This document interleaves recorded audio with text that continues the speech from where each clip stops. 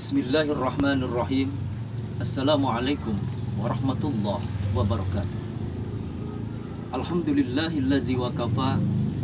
Wassalatu wassalamu ala nabiyil mustafa wa ala alihi ahli sidqi wal wafa. Man khasana bi khairi man qad ursila wa khairu man haza maqamatil ula.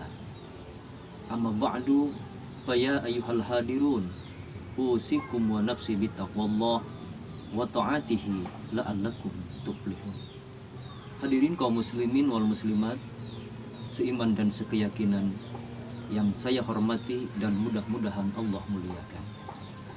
Pertama-tama kali marilah kita sama-sama panjatkan puji serta syukur kehadirat Allah Subhanahu wa taala.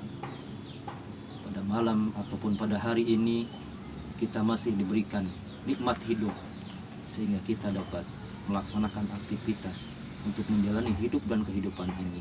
Semoga kehidupan ini bisa bermanfaat dan bisa menjadikan anugerah yang terindah dalam kehidupan kita. Salawat serta salam terlimpah dan tercurah pada baginda alam Rasulullah Sallallahu Alaihi Wasallam, orang pemimpin yang sangat luar biasa, yang membawa sebuah perubahan yang sangat luar biasa, membawa tatanan yang sangat luar biasa, membawa kehidupan yang sangat luar biasa. Tiada lain dan tiada bukan kecintaan kita kepada baginda Rasulullah Sallallahu Alaihi Wasallam. Hadirin kaum muslimin wal muslimat rahimakumullah. Pada kesempatan ini saya akan mencoba membawakan sebuah hadis yang disampaikan oleh Imam Jalaluddin As-Suyuti. Qala mu'alif hadzal kitab rahimahumullah wa nafa'ana bi ulumihi wa asrarihi wa anwarihi wa barakatihi amin ya Allah ya rabbal alamin. Qala Imam Jalaluddin As-Suyuti rahimahullahu ta'ala, khamsu hisalin bil asfal law kanat til kabar ma'a rabbihim lakanu awliya. Allahu a'lam wa rasul. Kata Imam Jalaluddin As-Suyuti, ada 5 perkara di dalam karakter anak ataupun sifat anak-anak kecil. Kalau seandainya karakter ini bisa diadopsi oleh orang dewasa, maka niscaya mereka akan menjadi wali-wali Allah Subhanahu wa taala. Hadirin kaum muslimin, yang pertama kata Imam Jalaluddin As-Suyuti, la yahtamuna birrizqi. Anak kecil itu tidak pernah pusing, tidak pernah peduli terhadap urusan rezeki.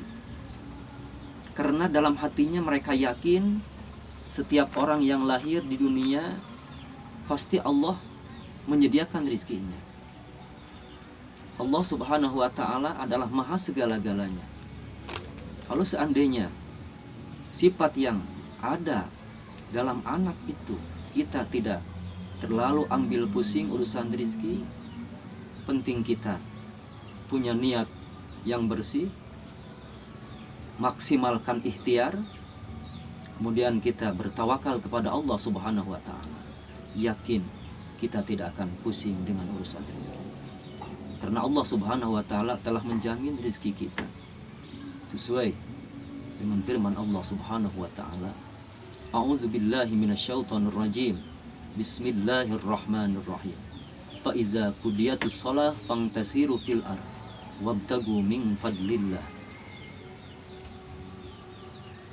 Yang artinya apabila kita sudah melaksanakan sholat, kita sudah melaksanakan aktivitas ibadah, kemudian kita bergegas, kita bertebaran di muka bumi, baru kita mencari karunia Allah Subhanahu wa ta'ala, insya Allah Allah akan memberikan rezeki.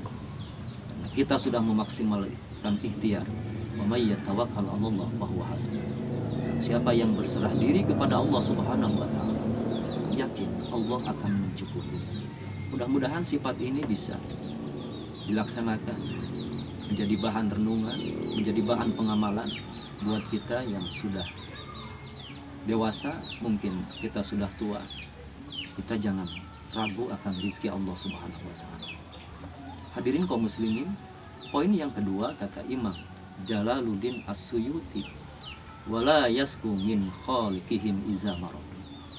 Anak kecil itu tidak pernah ragu tatkala mereka ditimpa sakit, ditimpa dengan berbagai macam musibah, karena dalam diri anak kecil itu punya keyakinan bahwa likulli da'in dawa, setiap penyakit itu pasti ada obat. Allah tatkala menurunkan penyakit, Allah juga akan menurunkan obatnya. Karena itu kita sebagai orang dewasa, sifat itulah yang kita harus tumbuh kembangkan dalam pola pikir dan hati kita, bahwa tidak selamanya bahwa hidup ini akan selalu sehat, tidak selamanya hidup ini akan selalu sukses. Di balik kesuksesan, di balik kesehatan, pasti Allah akan memberikan ujian. Karena Allah Subhanahu wa Ta'ala telah berfirman, A'udzubillahi minasyaitonir rajim, Bismillahirrahmanirrahim, Allazi khalaqal mauta wal hayata liyabluwakum ayyukum ahsanu amala. Bahwa Allah menciptakan mati dan hidup buat ujian pada kita, siapa yang hebat dalam amalnya, siapa yang bagus dalam pengamalannya, maka mereka termasuk orang yang sukses dalam hidup. Oleh karena itu, sekala kita diberikan oleh Allah Subhanahu wa Ta'ala cobaan, kita sabar pada Allah Subhanahu wa Ta'ala, kita berikhtiar, kemudian kita tawakal kepada Allah Subhanahu wa Ta'ala. Yakin setiap penyakit pasti ada obatnya. Hadirin kaum muslimin, poin yang ketiga yang ada dalam sifat anak kecil itu adalah wa ya'kuluna ta'am mustami'un. Jadi kebiasaan anak kecil itu apabila mereka makan itu selalu berkumpul, selalu berjamaah.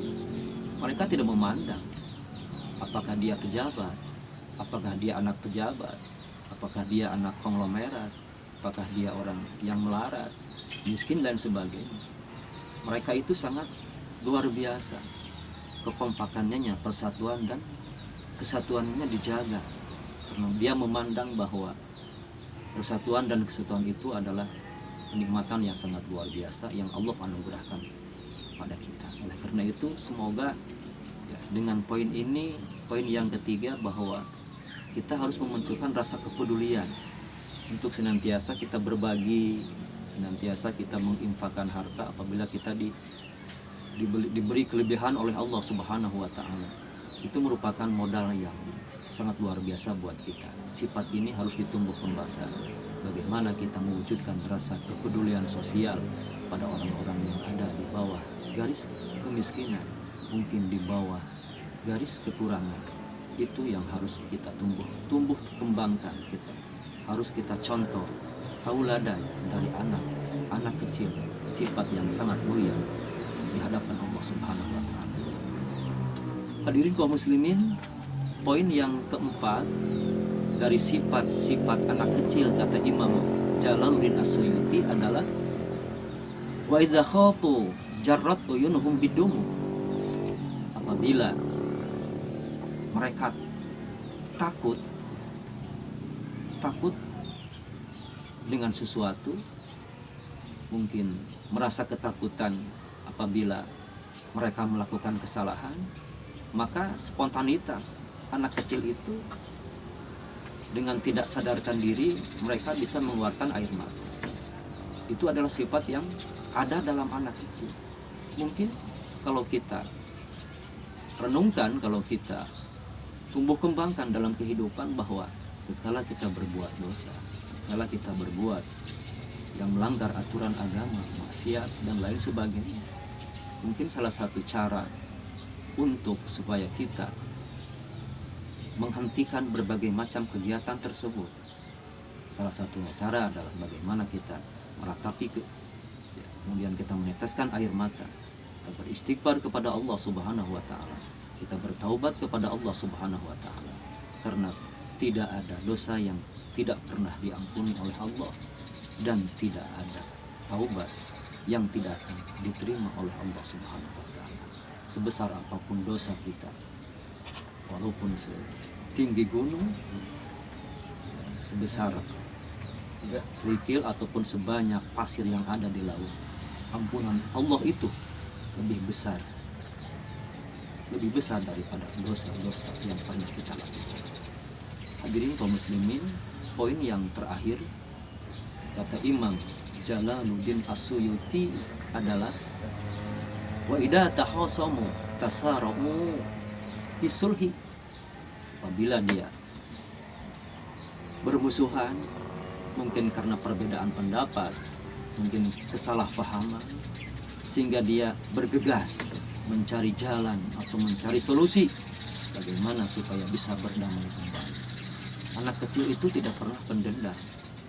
Anak kecil itu tidak pernah menyimpan dendam. Itu adalah sifat yang sangat mulia kalau kita sebagai orang tua, sebagai orang yang sudah dewasa, di skala permusuhan, kita berbeda pendapat, berbeda pemahaman atau salah pemahaman, kita bergegas kembali untuk menjalin sebuah ukhuwah Islamiyah, karena al-jama'atu rahmatun wal firqah azab, bahwa kebersamaan itu adalah rahmat dari Allah. Kemudian kalau kita perbedaan itu adalah siksa dari Allah Subhanahu wa taala. Mari kita sama-sama jangan banyak permusuhan, kita jauhi permusuhan, kita jalin silaturahim, karena silaturahim itu merupakan anjuran dari Allah Subhanahu wa taala. Bahkan ada sebuah hadis baginda Rasulullah sallallahu alaihi wasallam, "Man kana yu'minu billahi wal yawmil akhir falyasir." Barang siapa yang beriman kepada Allah, percaya akan hari kiamat, hari akhir, maka jalinlah silaturahim, karena tidak ada yang paling mulia di hadapan Allah kecuali kita mempererat